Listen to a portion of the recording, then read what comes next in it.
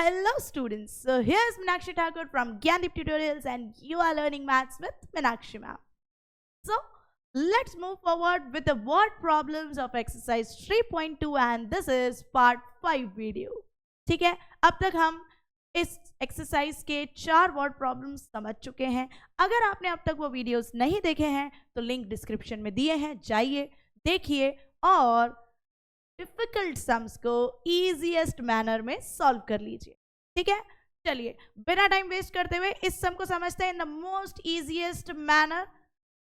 देखिए क्या लिखा है.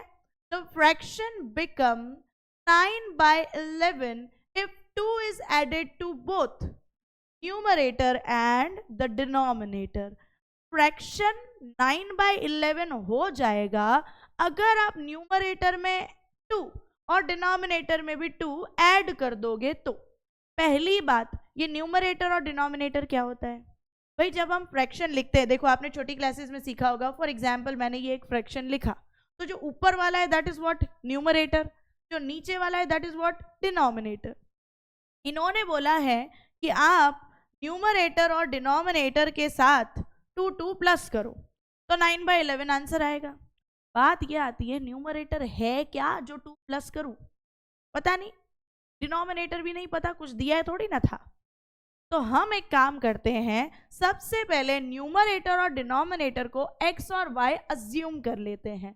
Late the numerator be x and the denominator be y. ठीक है, अब x ऑब्वियसली ऊपर लिखूंगी और y नीचे, क्योंकि न्यूमरेटर ऊपर आता है डिनोमिनेटर नीचे. बोला था इसमें 2 ऐड करना है. अगर आप दोनों में इस तरह से 2 ऐड करते हो तो आपका फ्रैक्शन आएगा 9/11. तो पहली लाइन में लिखा था वही मैंने लिख दिया. लेकिन प्रॉब्लम इज कि अब तक हमेशा जब हम फर्स्ट लाइन पढ़ते थे तो एक इक्वेशन निकल के आती थी. इक्वेशन तो है बट बहुत अटपटे ढंग में नहीं है. हमें जिस पर्टिकुलर स्टैंडर्ड फॉर्म में इक्वेशन चाहिए उस फॉर्म में ये इक्वेशन नहीं है. तो अब क्या करूं? देखो एक काम हो सकता है, आप ना जब इस साइड भी फ्रैक्शन और इस साइड इज इक्वल्स टू के दोनों साइड जब फ्रैक्शंस हो ना तो आपको क्या करने का, क्रॉस मल्टीप्लाई कर लेने का. कैसे करोगे? 11 into x 11x, 11 into 2 22, y into 9 9y, 2 into 9 18. ठीक है, क्रॉस में हमने उसको क्या किया, मल्टीप्लाई कर लिया. अब हमारे स्टैंडर्ड फॉर्म के अकॉर्डिंग हमें y वाला टर्म वहां चाहिए. 9y यहाँ पॉजिटिव है, वहां जाएगा तो इट विल बिकम नेगेटिव. 18 यहीं रहने दो, ये 22 पॉजिटिव वाला वहां आएगा तो इट विल बिकम नेगेटिव. ठीक है, 11x same minus 9y same, 22 में से 18 गया, ऑब्वियसली इट विल बी -4. क्यों माइनस? क्योंकि 22 इज अ बिगर टर्म, उसके आगे वाली साइन आएगी. ठीक है, सो इसी के साथ हमारी एक इक्वेशन तो हमें मिल गई, that is our first equation. ठीक है, अब अगली लाइन पढ़ते हैं. देखो क्या लिखा हुआ है.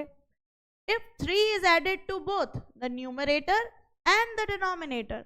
अब बोला है न्यूमरेटर और डिनोमिनेटर में अगर आप 3 ऐड करते हो इट बिकम्स 5/6. इट मतलब फ्रैक्शन. फ्रैक्शन क्या बनेगा?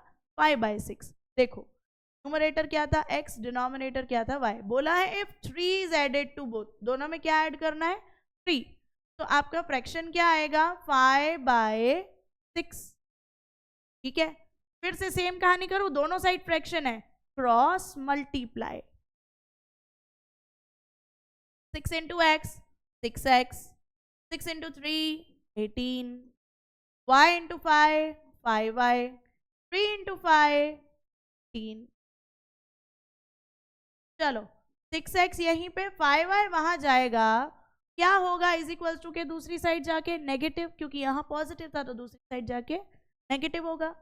15 वहीं रखो, पॉजिटिव का 18 वहां जाएगा तो क्या हो जाएगा?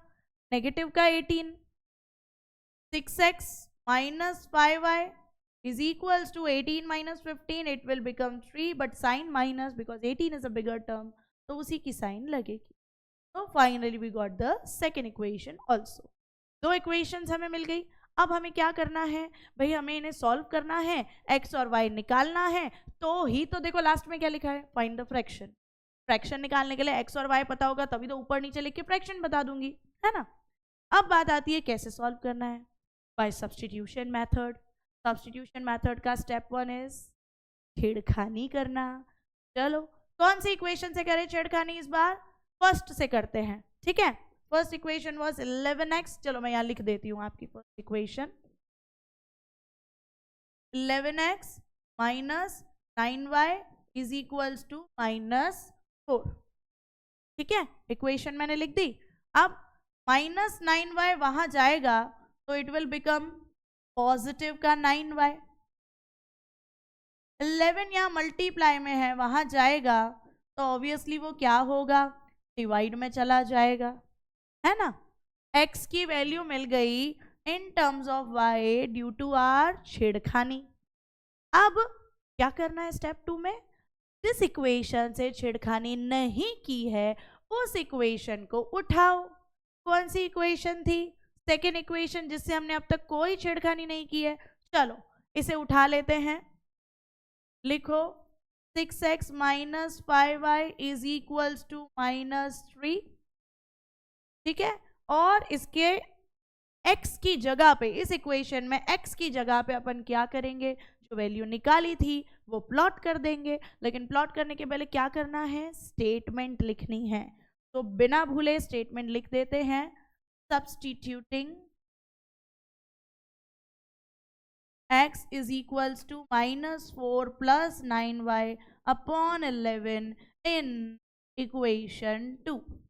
ठीक है, स्टेटमेंट लिख दी. चलो अब क्या करें, वैल्यू डाल देते हैं.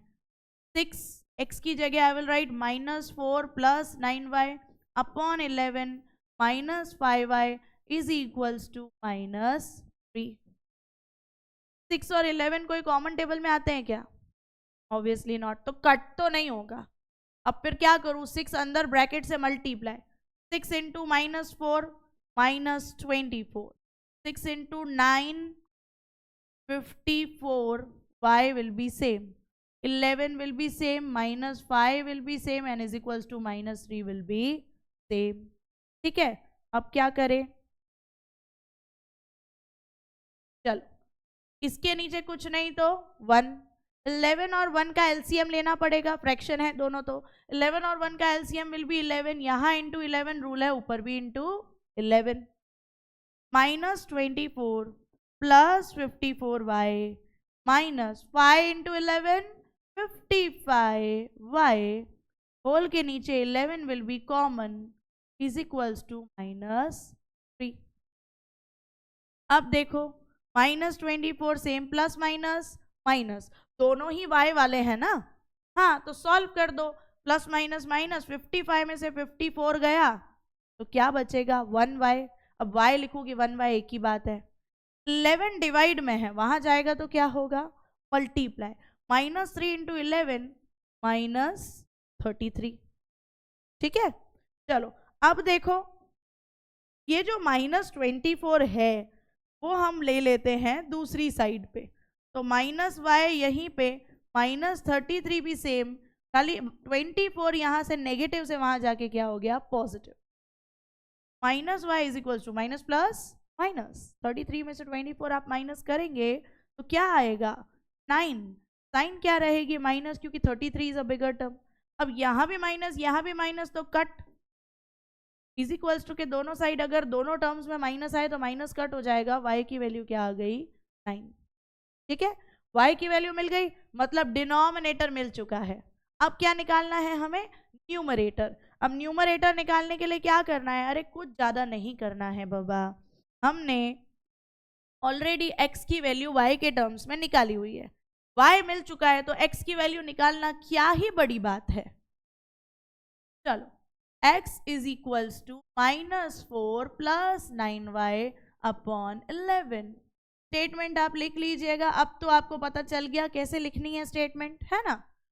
-4 प्लस 9, y की जगह पे क्या लिख देती हूँ 9, क्योंकि y की वैल्यू अपनी 9 आई थी, अपॉन 11 -4 9 9 जा 81 अपॉन 11 माइनस प्लस माइनस 81 में से 4 जाएगा तो क्या आएगा 77 अपॉन 11 11 1 जा 11 7 जा। तो फाइनली हमारी x की वैल्यू क्या आ रही है यहाँ पे 7।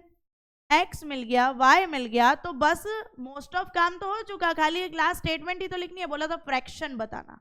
तो फ्रैक्शन में x की वैल्यू ऊपर, y की वैल्यू नीचे, मैं बस वही लिख देती हूँ that the fraction is